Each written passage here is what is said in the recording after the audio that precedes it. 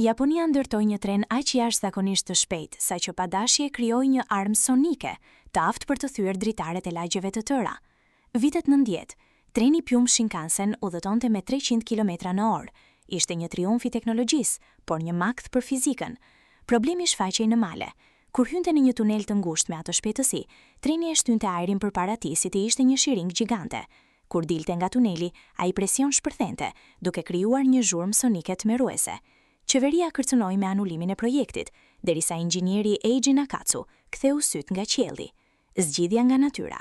Nakatsu ishte një i apasionuar pas shpendëve dhe vëzhgoi pëllumbin e ujit, bilbilin peshkatar. Ky zog i vogël gjuante duke u shitur nga ajri, që është i lehtë, drejt ujit, që është 1000 herë më i dendur, pa krijuar asnjë spërkatje. Ishte aerodinamika e përsosur. Nakatsu ndryshoi trenin duke kopjuar natyrën. Ai ridizajnoi hundën e trenit plumb për të qenë një kopje saktë e sqepit të Zotit.